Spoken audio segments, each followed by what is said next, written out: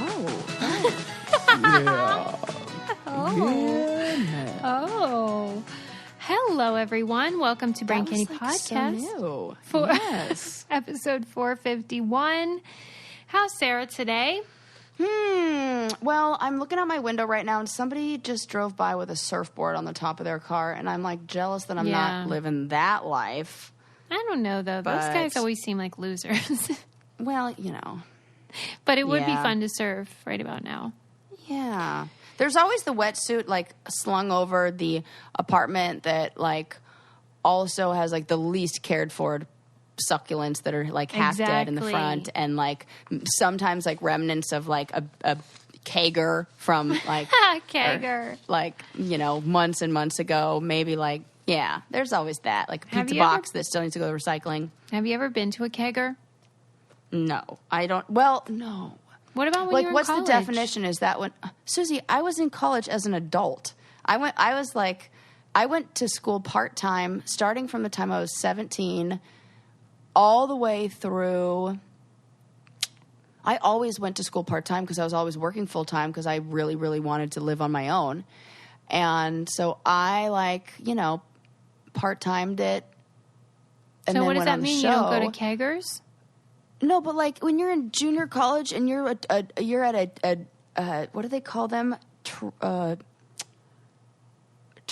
the heck is that word? Where you, like, come in, you like you go there to the kind of school, commuter school. Mm-hmm. Yes, thank you. I was like, transient school? That's not a thing. Like, what kind of school is this? Oh, my brain. That would be it's not working today. Yeah, so commuter school, and, like, nobody, like, hung out, and I went to, like, night classes, so, like, nobody was like, hey, it wasn't like the frat guys. No, and it was always I had junior the same, college. I had the same type of situation, so I never really experienced that, but apparently that's like a rite of passage we missed out on. That's why we went on the challenge, maybe. 100% it is, and that's kind of like what I got. And I did my first keg stand at the USC UCLA football game, probably like 10 years ago now. Was it your first and last keg stand? It was my first and last. Okay, good. And the best part about it was that it was with I was hanging out, or like went to the game with my friend's dad and all of his fraternity buddies who went to school like years ago, because these guys are like in their 60s now, and they were the guys who were encouraging the keg stands. Like 60-year-old, like, so I guess, like, you know, you can, like, take the guy out of the fraternity, but you can't take the fraternity out of the guy or something like that. I guess so. My goodness. I would never, like, it was not, like, a fun experience. And I was, like, drenched, and I really don't like the smell of, like, stale beer. Ooh, I don't even like beer. Right. This sounds bad all around. Yeah. So, yeah, first and last. And I'm fine with that. And instead, you know, I go on the challenge where, like, you know, people do other crazy shit and... I kept hearing binge drink in weird ways. When in the spring, when everyone is in quarantine, and then that's typically when students graduate, and people were lamenting that they weren't going to be able to go to prom and their graduation. And I really do want to emphasize how unimportant those things are. I know that sounds callous, that I'm like telling people you're not missing anything, but it's so true. Even you hear child stars say that too. Like, I didn't get to go to prom. Prom sucks. I didn't go to any of those things. Right. I didn't and go do to you graduation. Feel sad? I didn't go. No, not one little bit. No. I do not. Like, well, I know. I'll tell you what I do know is that I did go to a like a winter formal, and I went to a like homecoming when I was a freshman. And the dress shopping experience when I had an awkward freshman body was miserable.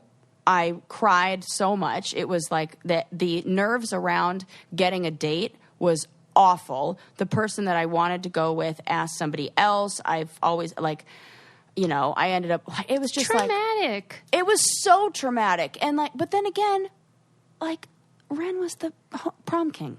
And so he loves it. And so you're asking the wrong people, because, like, I want to, like, call him and be like, Red, what do you think about prom? Are they missing out? No, but they're not. Yeah. Go to a wedding. It's but way maybe funner. we just had oh, yeah. That's it. I mean, I'm not encouraging high school students to get married instead, but Don't have a wedding. Just go to one. just go to one. Yeah, but maybe not now. Yeah, kids, if you didn't get to go to prom or graduation, don't worry about it. You will get to dance bad dance moves. And guess what? Now you can go to parties where there's actually booze in the punch bowl that somebody didn't have to sneak in there. Yeah. And also So nobody take has punch heart. bowls. Yeah. Yeah. Do people have punch bowls? They must. That's Is still that a thing. thing? Or is that just like on sitcoms? That's absolutely, because that seems that big of an opening, that seems way too easy to That big of an opening. like. Spike. I feel like with the bad only reason stuff. that ever came in a punch bowl was to fit the comedy, like the like. Although they always do that thing where they, you know how they make the fruit have alcohol in it and you eat it and you don't like even the realize. sangria. Yeah. I love that. And then trouble's brewing and then you put a lampshade on your head and call it a day. Oh, that sounds like a fun party. I know. Man, I Maybe miss you those are kind of missing parties. out. Okay. Maybe. Okay. Let's start with an article I read. Oh, wait. No. What? I want to talk about how ever since you were here the other day, I cannot get it out of my head that you don't really know what diners, drive-ins, and dives or guys' grocery games is. Well, I mean, I know Ren needed the explanation on grocery games. Oh, you've seen it? I mean, I've seen bits. I haven't sat down and appreciated it in the way that I think you Appreciated it. need me to. Let's put it that way. Sarah and Ren It's were played over- in the background while I was probably at a diner, drive-in, or dive. Well, I love Guy Fieri, as you guys know, and I was talking about how I can't quit watching it, and I had to give a rundown about what Guy's Grocery Games is, and I was like, oh, it's kind of like Supermarket Sweep meets a cooking competition. The best. And That you sounds guys awesome. seemed interested. I'm but then very interested. I just couldn't accept that you hadn't been familiarized with this popular show. I think it might be because of the lack of access to cable as an adult. Like, No. I've already don't thought think this so? through. Because you have. What's your theory then? I don't have one because Diners, Drive-Ins, and Dives has been on since 2006, and it's on constantly. Even if you're just passing through, you would see Right, it. that's what I'm saying. Like, I definitely have caught it, and I definitely have seen. Because also, I feel like I either know someone who had a restaurant on there, or Yeah, I know sure. somebody who loved to go to those restaurants a lot. I feel like I've seen. When's the last time you had cable? Oh, Because maybe that's what I'm not clear on. right. But when I was married, I did. Okay. So, yeah. Right. So I just pretty had no recently. time because I was very preoccupied with Real Housewives, Oh my God. Right. She like says the she TV has show. No time. Not the, Right. right. Not the people. no, right, not All the right. people. Well, Even though I anyway, lived just in their wanted- neighborhood. I wanted our audience to know that, like, you really aren't familiar with his catalog of television. No, I'm not. But I'm quickly running out of Jeopardy episodes. Maybe it's Believe it time. or not. Because I was like, you don't know Triple D or Triple G? Triple D. Stop it. That is Suze. I mean, We'll this work on is your. this. You are going to be the old lady. It's like we were talking about in the last episode. You're going to be the old lady who wants to hang out at a DD or D. I love diners. I love them. You They're seem delicious. like that would be. Yeah. You can always count Also, on the you diner. would be perfect in that would be a really cute family theme outfit Halloween costume. I know. I told Lincoln I want to go as Guy Fieri. Oh my God. Well, I wasn't thinking that. I was thinking of you in the little Oh. poodle skirt and like one is like a little like hamburger, like a sock a little hop type like thing? Yeah. I But hear that ya. would be even more hilarious if like you went as Guy Fieri and I see how I like put respect on his name. Thank you. And you're welcome. And then like, I don't know, they could be like the people who work at the restaurant. You know, it's That'd funny. be real funny. I wanted to do some research on Guy Fieri, and I found out that his birth name, his Christian name, is Guy Fieri. No. Yes. Oh, but and that makes sense that you have to change it. Well, at first I was like, oh my God, I can't believe he changed his name just because it was Fieri, and that's like not You can masculine see that, or something. But the truth is he changed it back to his, his real. Because they anglicized it when they came over here to Fieri, and then he was like, no, we're going Fieri. Yes, people can pronounce that. Anyway. Put some respect on that. Okay, I'm going to tell you a story about boredom, but first I want to tell you why if this is not going to be boring for you. This is about how awesome Noom is. I love this app and this program because it holds you accountable. It helps you change your habits. And I got a text from one of our brainiacs saying she was so glad that we are working with Noom because she used it and lost 25 pounds. Oh, congratulations on reaching your goals. Her. Yeah, and she said what she liked is that same thing I like, which is that they send you articles and stuff that are science-based and psychology-based, and it helps you understand your behavior so then you can more appropriately change it if you wish. And I find that to be very helpful rather than just somebody saying, like, don't eat that or don't that doesn't work, right? No. And we know that, that doesn't work. You got to get down to the real science of it, as they do. Yeah, so they take a cognitive behavioral approach. So whatever it is that you want to change, they will hold you accountable and give you, encouragement and then some science to help you along the way, which is great, and it helps you reach your goals. There's a science to getting healthier. It's called Noom. Sign up for your trial today at Noom. That's Noom.com/braincandy. What do you have to lose? Visit Noom.com/braincandy to start your trial today. That's Noom, Noom.com/braincandy. All right. So the article I read, I believe it was The Atlantic, but I'm not sure. It was about boredom, which I think a lot of people are dealing with quarantine and stuff. Mm-hmm. Or maybe just monotony more than anything. Yes, that's a good word. That's a more appropriate word for it, I feel like. Yeah. So, first of all, they said boredom is fundamentally a desire for desire, which I thought was an interesting... Well, that was actually Tolstoy that said that, but I think that's a good way to put it. It's a weird thing where you're just like, you have nothing to yearn for. And they were talking about how... That's totally it. Yeah. And how there has to be two components to make something the opposite of boredom, where it needs to be meaningful and engaging. And then they gave examples. So like reading a book to your child, like a little kid's book, is meaningful, but it's not engaging because it's designed for a 2-year-old or a 3-year-old. And then doing a puzzle is engaging, but it's not meaningful usually. Right. And so really like the feeling of completion, which I get. Well, yeah, I get it. It's a time filler. It's more, yeah, it just keeps your brain cooking. But then there's and then you're done, and who cares? Right. But then they were talking about things that we do when we're bored to combat it, and they said that doodling, which I knew you would love because you're a doodler. Yeah. Doodling is a great way to maintain attention because it does limit boredom, but it doesn't take away from your ability to focus on whatever's being said to you if you're in class or something like that. This is really interesting. So this is like proof that doodling helps you maintain attention. Yeah. Or you're like that. Correct. This makes so much sense. I mean, I used to get in trouble for that in school. And I'm so ADD. I needed to do that to pay attention. Right.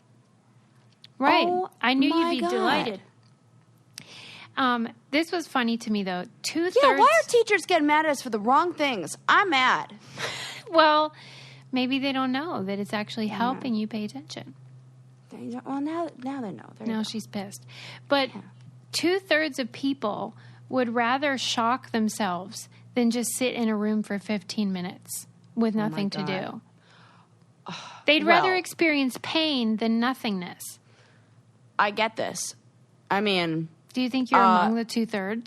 No, I know I'm not because I had the experience and the only reason that I know that and why it would be okay and I could handle it was being on the freaking challenge. Totally. And having to do the Up All Night challenge, where it was 16 hours of standing in one place. Yeah.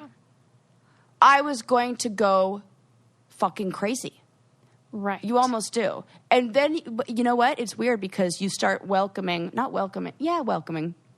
any changes like, so even if it is kind of pain, like at least it gives you something different to focus on. Like I remember like my back was hurting and I had to like, move around a bit, but at least it would give me like, okay, 15 minutes, just move around and focus on that. Like, I mean that, and we had to stand in place all night on multiple challenges I was on. And that is such a test I watched people go crazy. You can watch it. Watch that episode. Oh, you absolutely watch people go nuts. So, on the Up All Night challenge. Well, it wasn't called Up All Night on that one. It was the one when we were the final in Namibia, where we had to babysit a camel all night long and stand in a little like 2x2 square with our entire team of 4, and we couldn't even crouch down. Zach totally lost it.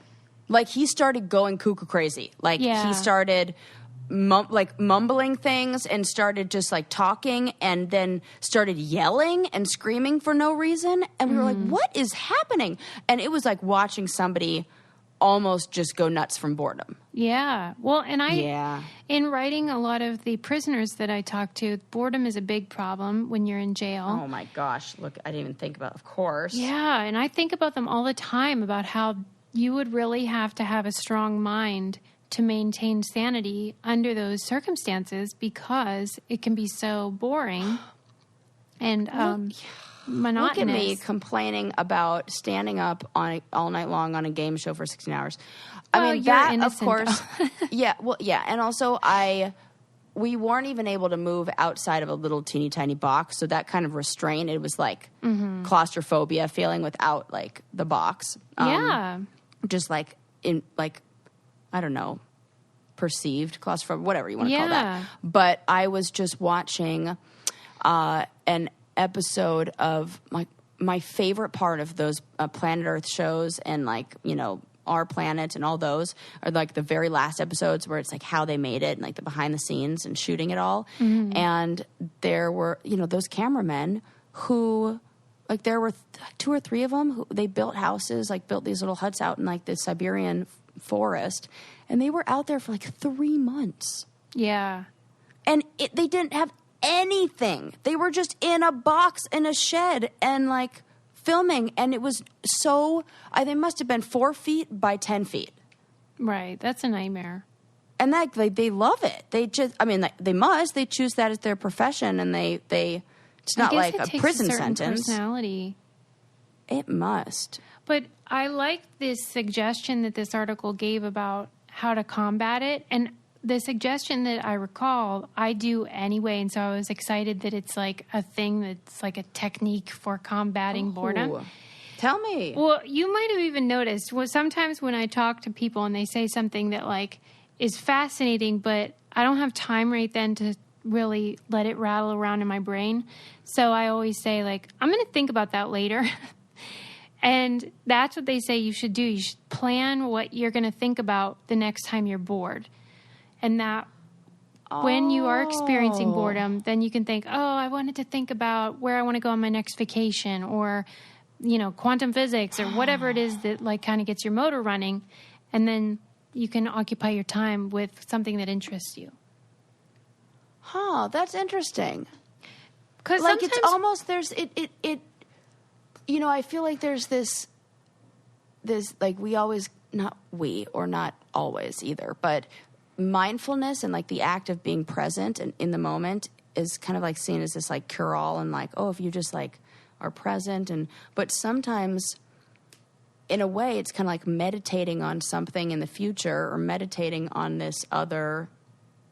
What did the I think the Dalai Lama called it fixed point meditation? Mm-hmm. Where you just pick a thing and just think about it. Yeah. And you just create your list of things to think about. Yeah. And so I actually spend time each day going over these things that are bugging me or that are perplexing me, and I find it's very fun. But maybe other people should try it. But they were saying how people like to sort of complain about how stressed they are because it implies importance and productivity. Like if you're stressed, it's because you must be important or you're busy with stuff. But people don't really like to admit that they're bored because you know how when you're a kid and you say you're bored, then your parents will be like, well, that's because you're not interesting enough or you're boring. You sound like my mother. She would be like, how can you be bored? We have an entire house full of books, that entire wall full of books there. And so I'd be like, okay, I'm good. And she was right. She was. But if you are bored, you can admit it. And there's some ideas for how you can combat it. One thing that's definitely not boring is taking vitamins every day. And I use Ritual vitamins because I hate normal vitamins. Yes. And Ritual vitamins are great because they smell good, they taste good, they don't make my tummy upset. You can even take them on an empty stomach because they're time released, so they don't make you that nauseous at all. And they have all that stuff that you might be missing from your diet, all the vitamins and the omegas and all the stuff I don't really understand, but I know I need. It's a great multivitamin. They have prenatals. They have all different kinds. Daily changes can lead to big results. So start small today. Ritual is offering our listeners 10% off your first 3 months. Try it out. Satisfaction guaranteed. Go to ritual.com/braincandy to start your Ritual today. It's 10% off during your first 3 months at ritual.com/braincandy. Yeah, easy peasy. There you go. Easy. I'm like marking time now by my completion of 2 month, 3 month supplies of vitamins. No. I'm like, I know how long it's been. No. Can you believe? I know. No. Let's not talk about it. It's going to be a whole year. I keep saying it's already my birthday. I love when you do that. Because every time I say it, it's pretty much there. We're there. That's hard to believe. I know. September. What? No.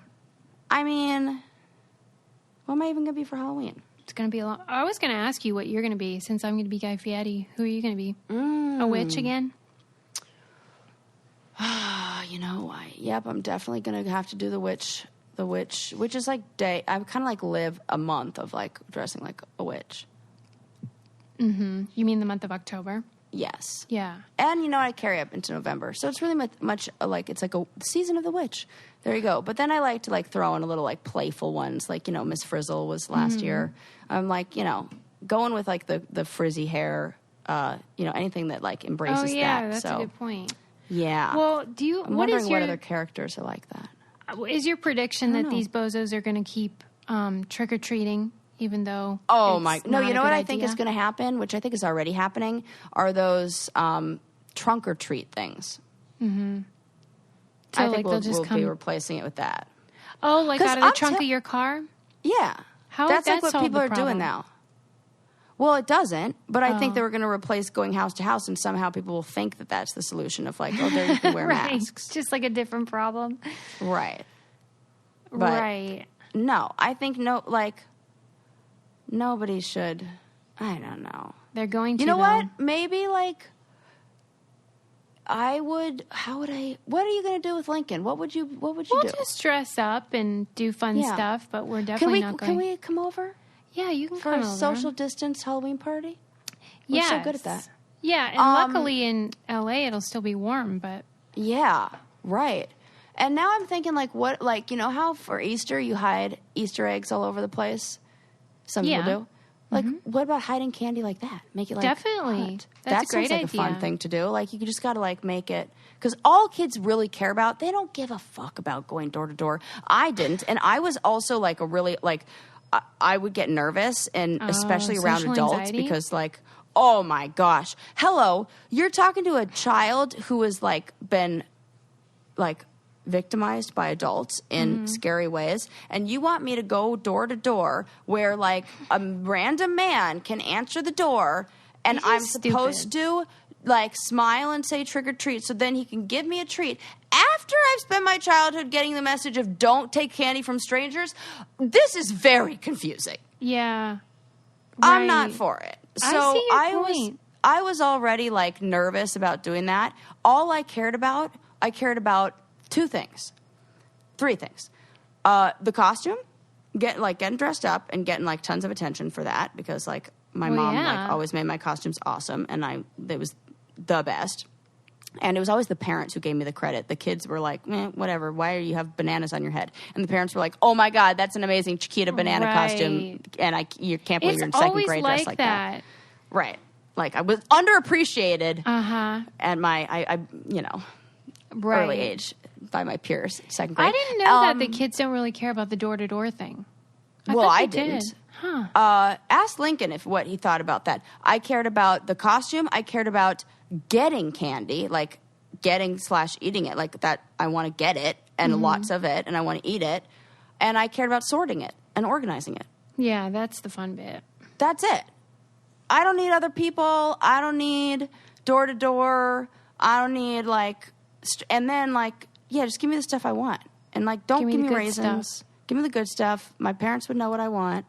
Keep the change, you filthy animal. I don't know why that just came into my head. All right, well, we'll see what happens. I wonder if this is going to be a controversial opinion. Yeah, I wonder too. I think does this seem like you'd be something that you think I would like, and you're surprised that I don't like trick or treating, that the door to door aspect. Yeah, because then you have a new audience at each house, which I know you love an audience. I do love an audience, but I don't I want to perform my own material, not the trick or treat. I don't know. It felt like okay. I don't like when they were like, say that. I don't know. It felt very much like I never liked to do that. I would always make my brothers say it. Say it. Say the trick thing. Or treat? Yeah, that I got really nervous doing that. Huh. All right. Yeah. Well, I like performing to a crowd, but not to individuals. We'll do a poll and find out if people share your Halloween feelings. Yes. Let's talk about spicy food. Oh, yes. I love spicy food. And you know how No. Saying that you love spicy food is not doing your relationship with spicy food justice. It's an abusive relationship. I'm sure it is on your intestines. You,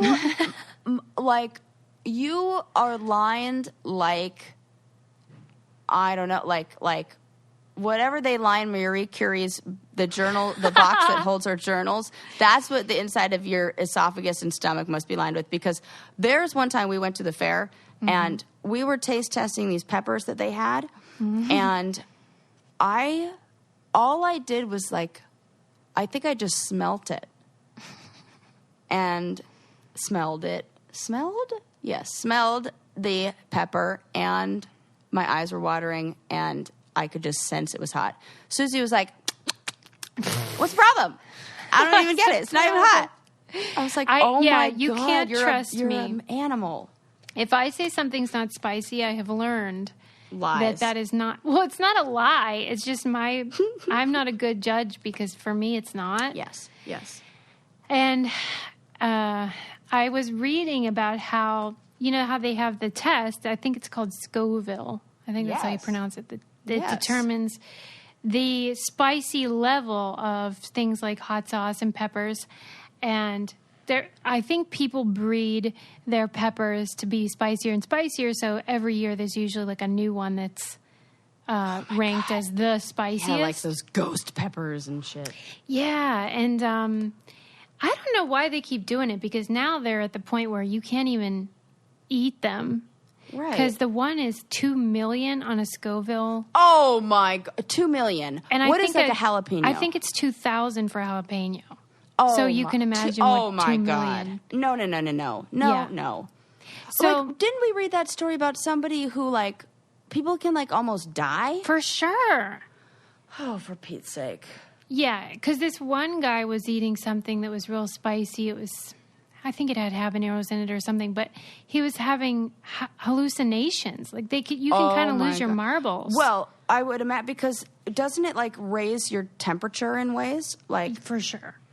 So when I was little, I would get really bad fevers that would cause me to hallucinate. So, Oh, my God. yeah, for real, it was awful. It was like ugh. But yeah, the worst. But I can totally see when like your brain, and that's what like the doctor said. He said like when the brain gets too hot, it can like cause Good Lord. hallucinations. And so that's probably what's happening. The weird thing is it does not damage your taste buds at all. So even if it hurts like heck, your taste buds can't be wounded through the heat of a pepper. That makes sense. It's like protective. Like you need those taste buds too. I guess so, but you eat one piece of pizza that's too hot and you get grease burn on the roof of your mouth. That lasts like a week. Oh gosh, that's the worst. And then the worst is when, like, you get like, oh my gosh, that scab, and then you like move your tongue and it all comes off. Oh my God! And then it's like I hate.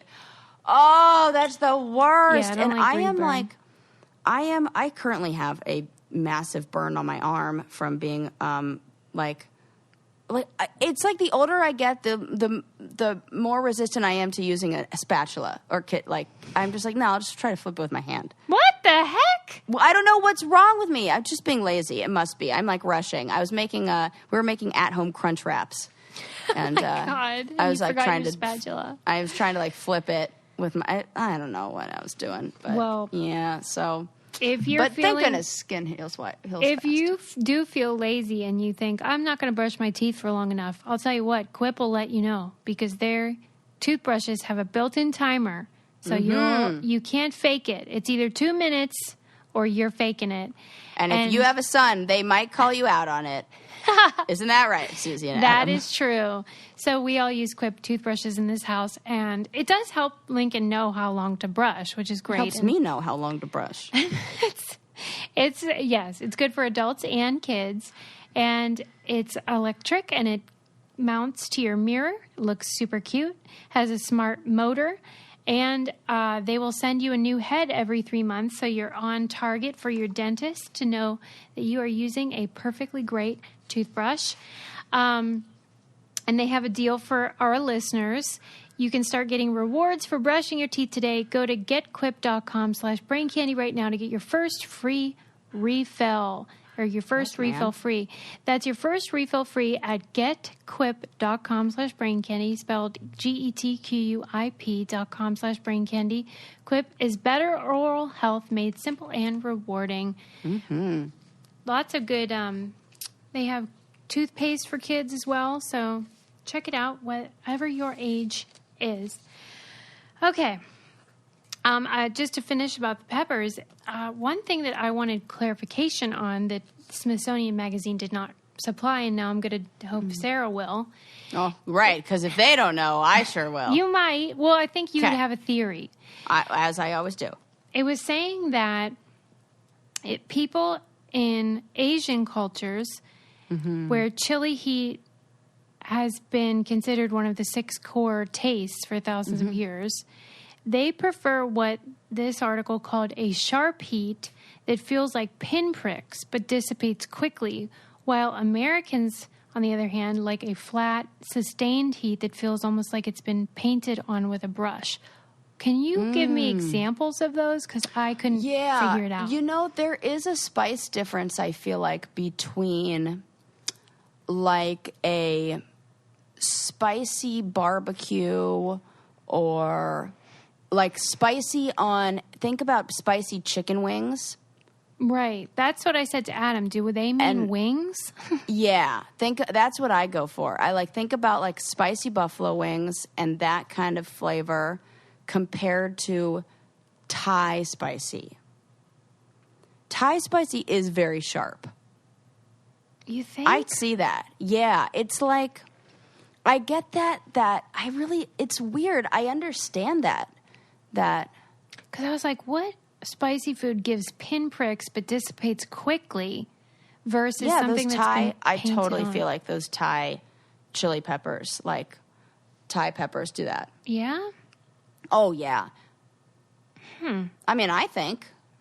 So what would you put jalapeno in? What category? In the one that's painted on more. Versus what? A Thai chili. A Thai chili. Huh. Okay. Yeah, like bell peppers, the jalapeno, and Anaheim chili. Is that one? Something like that. Like more of those like hatch chilies. The ones that are like the... And then when they start getting really small, like the Thai peppers. Yeah. Those are ones I feel like are more of that I like them all. sharp taste. Yeah, you sure do. Paint it on, pinprick, I don't care. I want it. Just like bring on the pain. The only time I don't feel that way is when it's coming out. That's my question. Is like, is it just like you're willing to put up with a big risk, big reward, or whatever? Like, hurts so good. Hurts so good. That's really truly. That's more. I was intrigued because it said that the same receptor. I don't know if they meant in your brain or in your tongue, but the same receptor that thinks coffee is hot, like temperature-wise, registers that a pepper is spicy, and that's why we call both things hot.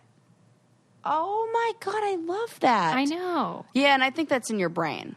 Okay, so the thing in your brain that's like, oh, this coffee's hot. Because they're saying like that's like the receptor that's like receiving that piece of information and translating that message. And that takes place in the brain. I would imagine that is what that means. But fucking A, maybe I'm wrong. What do I know? What the hell do we know? I'm sure we'll get emails about it. I'm sure. They're like, you're wrong. But, you know. Actually.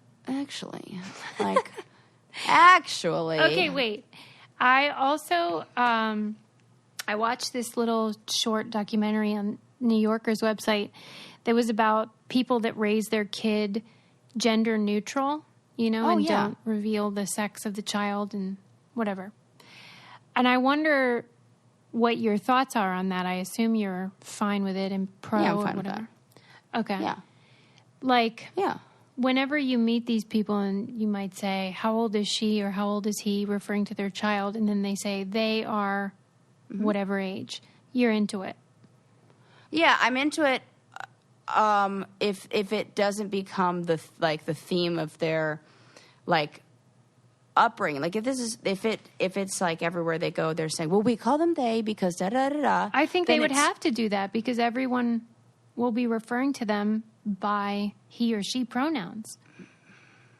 So they're constantly going to have to correct people. That's what they kept showing in the film too, is like when they would be out in public at the park or something. But then it kind of I feel like it gives the child it makes them think that they're different or other. Well, yeah. I'm not big on that. It's kind of complicated. It's really complicated. Like, I'm all for, I think it was, you had talked a while back about a school, I want to say in Sweden, where they didn't enforce any sort of gender stereotypes. Yeah, I like that. And I'm all for that, where the play is just completely, unstructured and free form and natural and, but I think anytime you repress or discourage or say, stop that, don't do that, we don't know I don't know. That's freaking complicated. When watching it, it seemed to me that the main issue comes down to a limitation with regard to language, because we have he, she, and then they, but we also use they as the collective pronoun for a group of people. I just wish there were an actual pronoun that isn't used for anything else, that's just a gender neutral one for a singular person. Because that seems to be what trips people up. Even though we all do it all the time, if we don't know the gender of someone, we say they. New words are introduced all the time. It's a crazy, or maybe not so crazy, idea that, like, is it a crazy idea? I should pose that as a question. To think that, like, we can come up with a new word for that? Well, it's not crazy. It would be difficult because people don't like and especially change. Because I feel like he, she, they, they're such short, to like. Well, and it's so easy embedded. to say. It's. It is so embedded in every aspect of culture. That's another part of the problem. To undo this thing that is so entrenched in how we live our lives is an uphill battle. Right. I want to talk to the kid 10 years later. Not because I think this has anything to do with their identity or anything to do with how they would I think at all that like raising a child like this makes them identify less as a man or less as a woman or anything like that. I don't see it like that it's like, no, it's not in the same way. Right. I feel more like I want to know if the kid felt like, I don't know, he was able to, I don't even know if it's if they were able to be their authentic, like, how they felt with, I don't know, it's interesting. I bet you it's a case where the only issues that child would have are just because of societal structures that I'm talking about that are just entrenched, that make them different as a result. But I think the ability to express however comes naturally is great. And the only problems to express however, yeah. But if you go to school and that, there's going to be some things, but that's a society problem, not your parents or jerks. And you know what? Right, because it's just and this one is a little, obviously, not a little, a lot more complex and sensitive or whatever. But I grew up in a house that had very different beliefs than a lot of other families about food, about religion, about, people and whatever. And I remember, especially, and this is like a silly one, but around food, so many times my mom was like, well, that family does it that way and we do it this way. And, this is just how we do it. And I know she had to explain a lot and I didn't understand. And it did make me feel like, why can't I have that? Why can't I just be like, why can't we just be a normal family? Well, let me tell you why they're wrong. I mean, it really is true. Because it is, but they're trying to mitigate the influence of gender on their child. Yeah. But the parents will know what genitals the child has. So you can't avoid it entirely because the one parent was saying how as soon as you say, oh, it's a boy or it's a girl, behavior is influenced. So a person will take a lower register with boys and roughhouse them and handle them differently. Those are all problems. Right. Absolutely. That do inform your expression of gender as you age. But I don't know what the solution is, and I'm not so sure theirs is the perfect one, but whatever works for each family. Well, and then I think, in the learning your parts, I think it's so important to have a child be able to say, this is a penis, especially if there's a situation where, someone violates them. True, yeah. They have to be able to say, this is, I don't know their parts. You can't just not talk about it. Well, if you are a person that has breasts, then you might want to invest in a nice bra.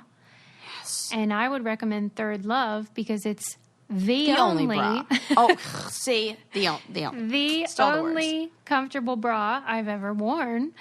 And I swear to you that is the truth. They have over it is the truth. 80 bra sizes. They have half sizes. They have a perfect fit promise, so you can try it for 60 days and you can return it for free. They have memory foam cups and no slip straps.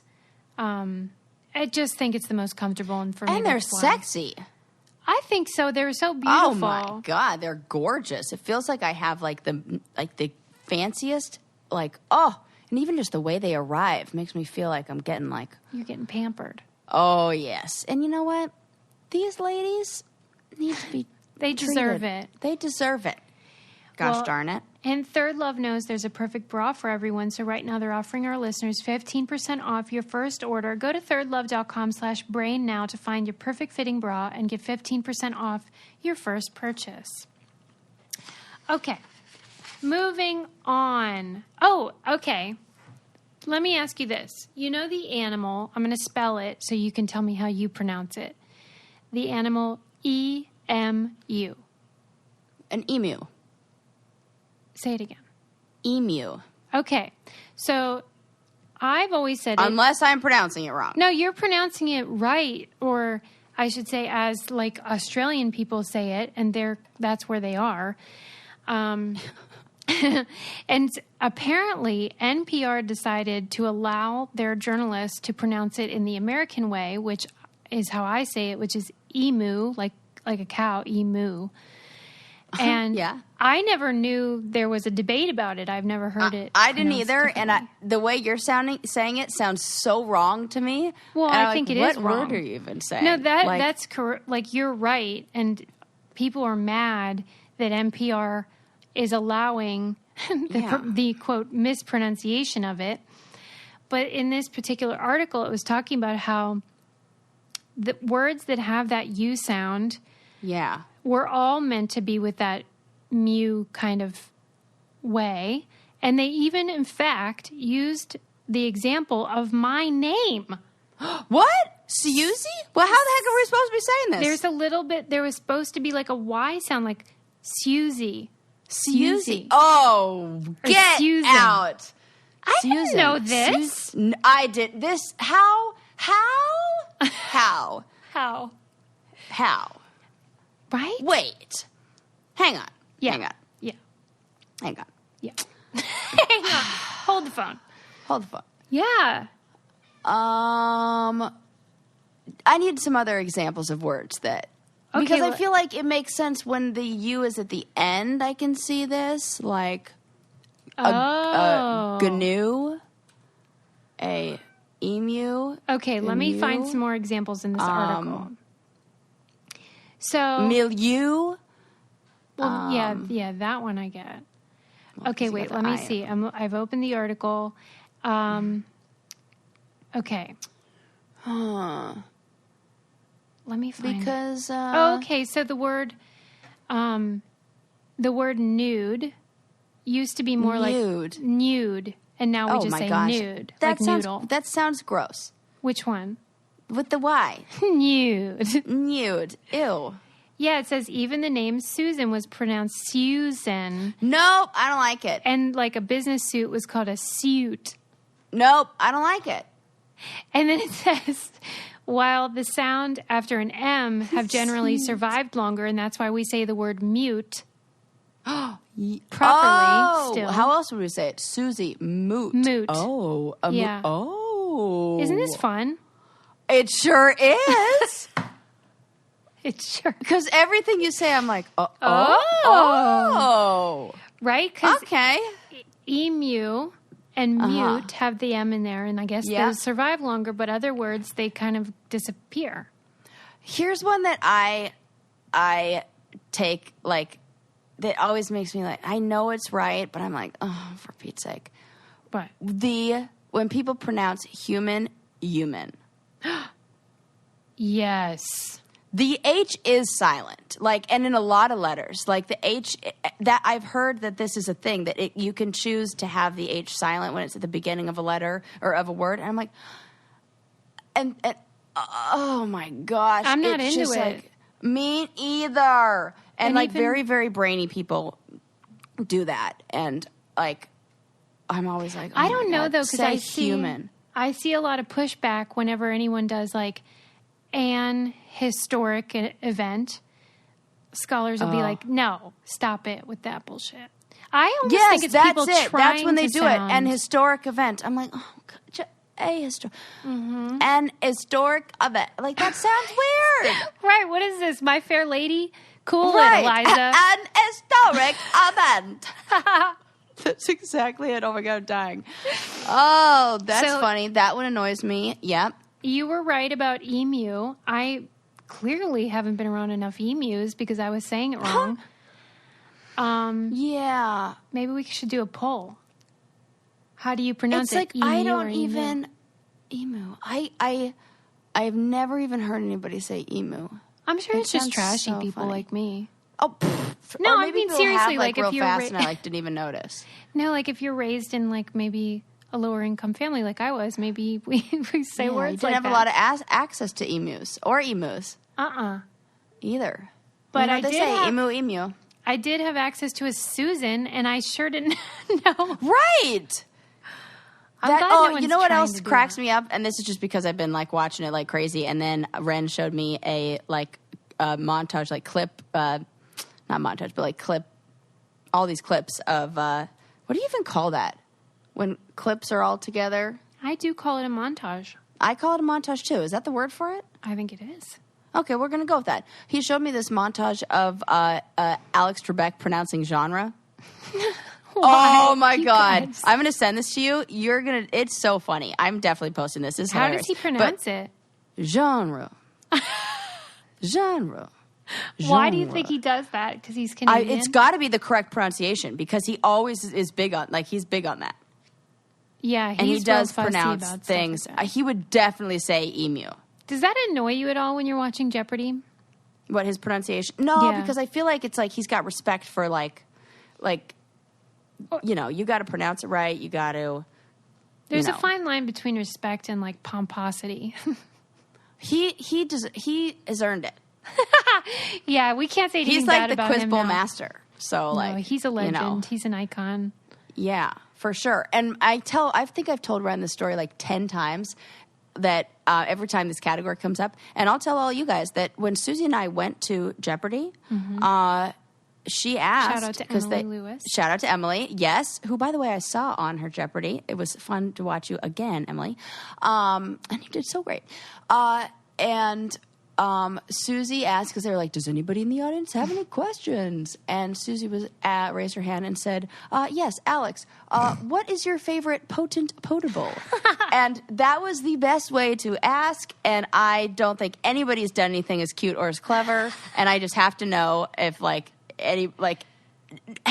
there's no way anybody else has asked him that adorable question. You don't think? I don't think. I think that's... Or do you think Jeopardy people, Yes. I don't know. Yes. You think they would? Yeah, because that's such a famous category. Yeah, but I don't know.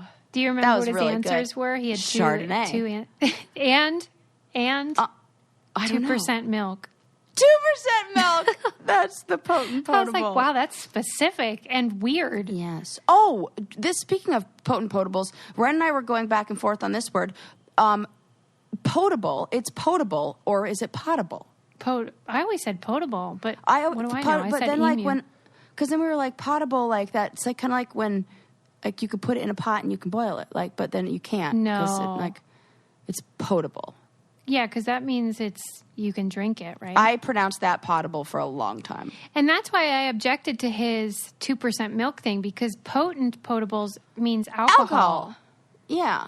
Maybe But he's maybe he was spiking being it. clever. Maybe he's like 2% milk. I'm sure glad he said it, though. Because 0% would be I don't know. He's like not like skim milk?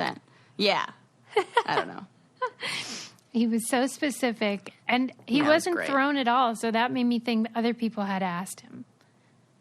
Maybe. Or maybe he's never thrown. You know what I like that he Yeah, does? that's- This is now just going to become standing. standing for Alex Trebek.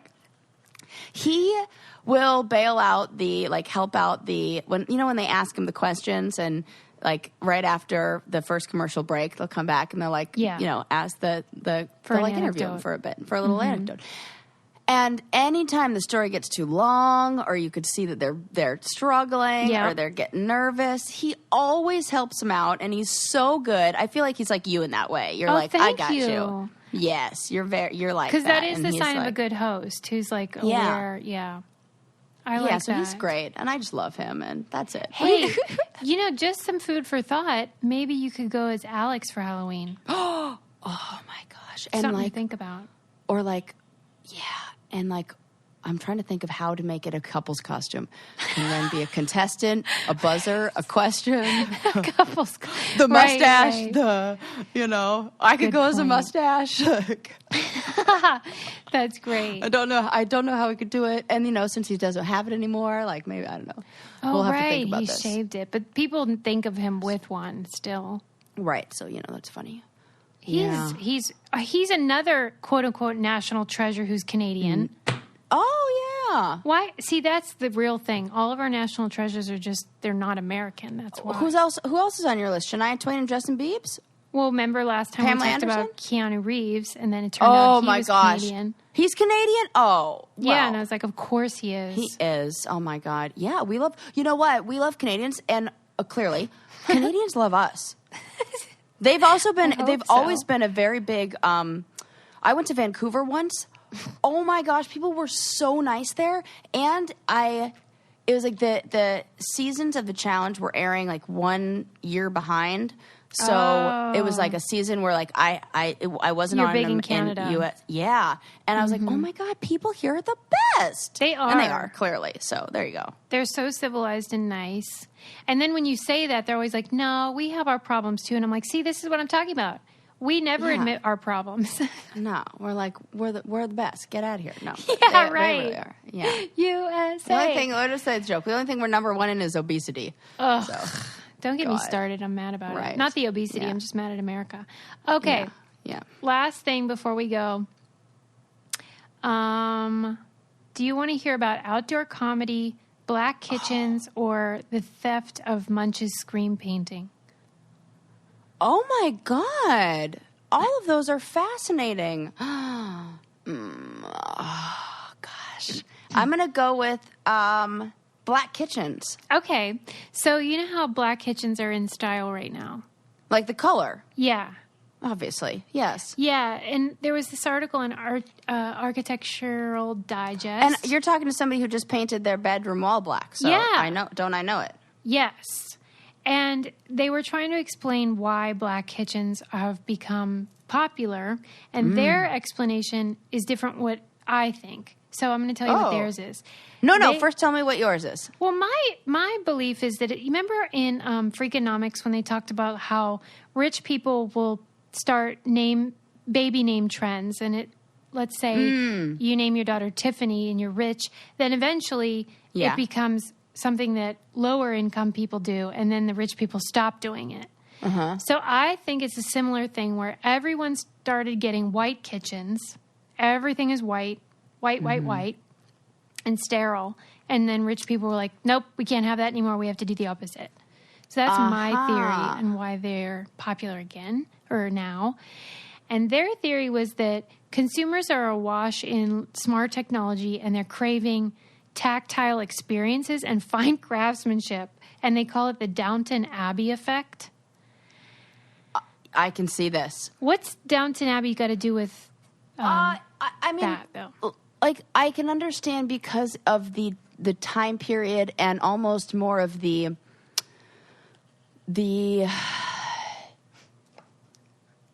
like I picture and I get what they mean by texture. Like I picture a wall where you've added like wood framing. What do they even call those?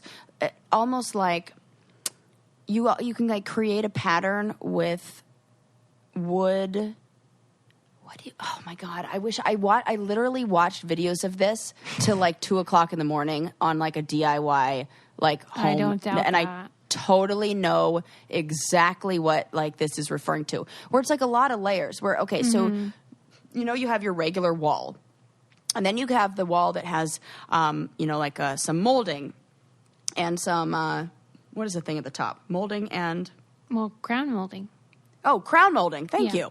Crown molding and like beadboard or whatever. And then you can like take it up a notch to where you have like the like the borders or the frames or Yeah. there's more texture. It's like the walls themselves are like layered in different like wood that give it a three-dimensional design. I can imagine. And they're always black. And there are always these like dark colors, and it really makes it pop, and it's really beautiful. And like, you know, I think it's funny though that I think you picked this category thinking I was talking about black people. I absolutely did. And now I feel bad. That you got roped no, because into I was this. like, yeah, let's totally talk about like black kitchens. Like, yep, we're right, gonna like. because I bet that would be interesting too.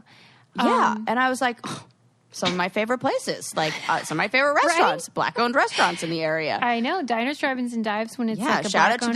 this. Shout out to the Jerk Right? Spot in Culver City, the best jerk chicken ever. Jerk spot. Yes, the best. And they were saying that dark colors conjure cast iron, slate, and black marble, and evokes the look of kitchens before they were streamlined in the 1930s. So there you go. To me, it feels luxurious. I agree. And I totally know that you can bring out more texture.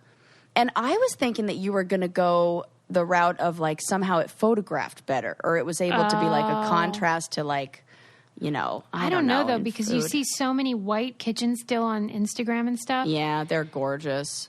They're very pretty, but I do feel like they're so ubiquitous now that rich people are like, we have to do dark and moody. It's always I couldn't like decide, a reaction. so every single thing in our house is black or white.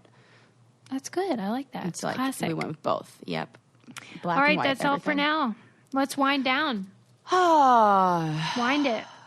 Wind we it. talked about Sarah doing keg stands. Yeah. That I'm done with. R.I.P. Sarah's cake stand days. We I'm talked fine with about that. spiciness and Susie's ring sting when it comes out. We stand Alex Trebek and Guy Fieri. We really did. Two white men we love. Yeah, right? We're okay with that. We learned about the science of boredom. We did. Nobody's bored on this episode, that's for sure. Gender neutrality. The debate about that, we don't even know.